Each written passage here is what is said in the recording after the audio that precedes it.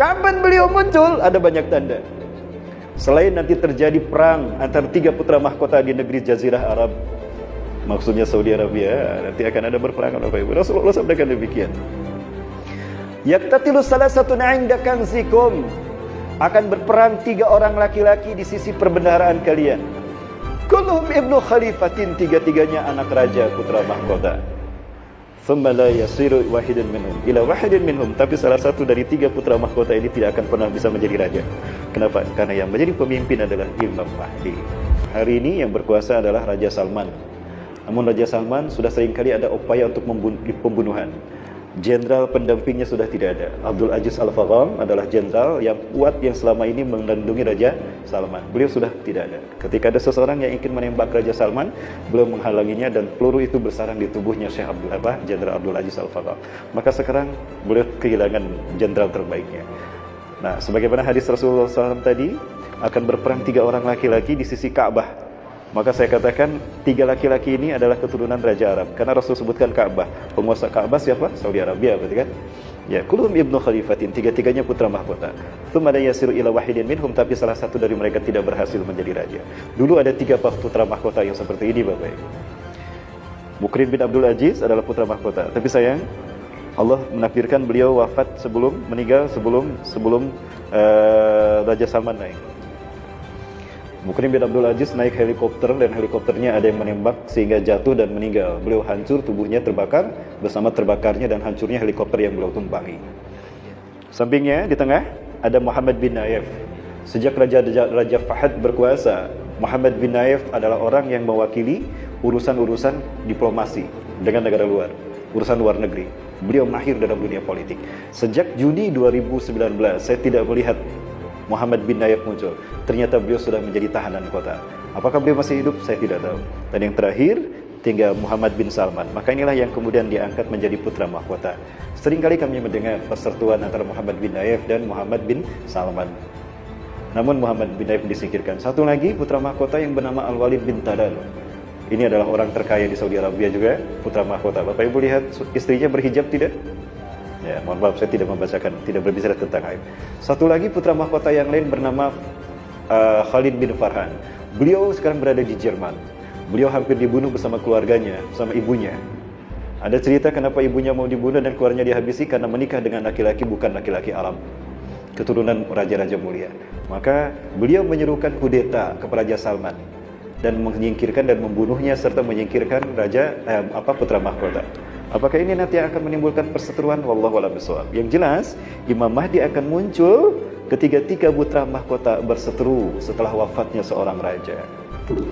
Ciri-ciri kedatangan Imam Mahdi, Bapak Ibu, adalah apabila manusia terhalang melaksanakan haji dan umrah. Inna min asrati khurujih, sesungguhnya tanda dari itu kemunculannya adalah muni'an nasu ayyahujal bait aw ya'tamir ilaiha. Terhalangnya manusia melaksanakan haji dan umrah. Pertama saya membaca hadis ini tidak faham, Bapak Ibu. Bagaimana manusia di akhir zaman? Umat Islam mayoritas di akhir zaman. Bagaimana bisa terhalang melaksanakan haji dan umrah? Jadi apakah ini isyarat Imam Mahdi akan segera datang? Wallahu a'lam bishawab. Karena kemunculan Imam Mahdi, Bapak Ibu, itu akan terjadi perang demi perang sampai Islam zahir di muka bumi. Sejak beliau muncul nanti dibayat oleh umat Islam di Ka'bah, di depan Multajam sampai makom Ibrahim alaihissalam. Nah, di antara itu akan berkumpul 7 ulama dunia. Yashkuna ilallah, mereka mengadukan kepada Allah matahadas bi biladihim. Mereka mengadukan kepada Allah tentang fitnah yang melanda negara-negara mereka. Maka saya khawatir salah satunya dari 7 ulama ini mudah-mudahan ulama Indonesia yang selalu dizolimi. Sehingga beliau kembali ke tanah suci setelah beliau bebas dan mengadukan fitnah yang terjadi pada negaranya. Apakah itu imam besar? Mudah-mudahan. Amin. 7 ulama tadi mengadu kepada Allah, ya Allah, anzil nusrataka ya Rabb. Anzil nusrataka alaina, turunkan pertolonganmu kepada kami. Sudah dahsyat kezaliman terjadi di tanah air kami, di negeri kami. Masing-masing mendengar, loh kok doa kita sama? Siapa Anda? Maka 7 ulama ini bersatu. Lalu sepakatlah mereka mencari Imam Mahdi. Ketemu tuh orang yang disebutkan ciri-ciri Imam Mahdi tadi. Apakah beliau sudah ada? Apakah hari ini beliau sudah ada? 7 ulama tadi menemukan orang yang ciri-cirinya disebutkan Rasulullah SAW. Rambutnya ikal sebahu, ya, alisnya halus, lurus dan indah luar biasa. Aknal anfi, hidungnya mancung sehingga terlihat tipis, matanya menjorok ke dalam. Ya, di pelipis matanya itu terlihat warna hitam. Launul Arabi, wa jismuhu jismu Israili, kata Rasulullah. Tubuhnya seperti tubuh orang Israel, Bani Israel, ya, tapi warna kulitnya warna kulit orang Arab. Huwa min ahli baiti, min utrati, dia dari keturunanku, dari Al-Hasan bin Ali. Ya. Perutnya ada sedikit besar, ya, di pipi kanannya ada tai lalat. Ya, apabila beliau tersenyum, terlihat celah di antara 2 giginya. Ya, seperti saya ini ada celahnya, jadi sudah mirip dengan saya. Satu, cuma itu aja. Matanya menjorok, saya sudah mirip beliau. Ya, di pipi kanannya ada tai lalat, saya agak sedikit bergeser ke sini. Perutnya agak besar, papahanya kecil, di pundaknya ada tanda kenabian. Iya. Apabila tersenyum, beliau terpancar cahaya keputihan, kata Rasul, dari giginya. Harum wangi tubuhnya. Ya, kalau kita cahaya ke kuning-kuningan, ya, kalau kita tersenyum, ya, sedikit memudar. Bapak Ibu yang dirahmati Allah Subhanahu wa taala, beliau ini pasti akan muncul. Nah, kata beliau tadi, nah, orang-orang 7 ulama ini menemukan beliau, kata Rasulullah. Anta mahdiyan, ibsit yadaka yubayyuka 'ala sami wa ta'ah. Ulurkan tangan Anda, kami akan berbaiat kepada Anda sebagai Imam Mahdi untuk kami. La, lastu mahdiyan, Anda ihda minal ansar. Ya. Khata'tum bil nafar bis syahid, khata'tum bi. Aku bukan Imam Mahdi. Aku hanya satu dari orang Madinah, orang Ansar. Kalian salah orang. Lari dia ke Mekah. Dikejar ke Mekah, ketemu lagi. Ulurkan tangan Anda Imam Mahdi. Tidak, lari lagi ke Madinah. Ya tahawal min Makkah ila Madinah salas marat. Dia pulang pergi Mekah Madinah 3 kali. Jadi ciri Imam Mahdi itu dia tidak mau dibayat sebagai Imam Mahdi. Lah, kalau ada yang ngaku Imam Mahdi itu berarti palsu, KW.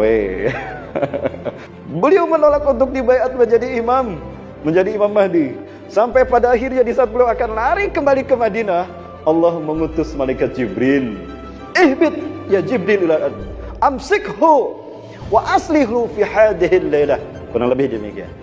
Turun kau Jibril, tahan dia untuk tidak berlari. Islahkan dia Jibril.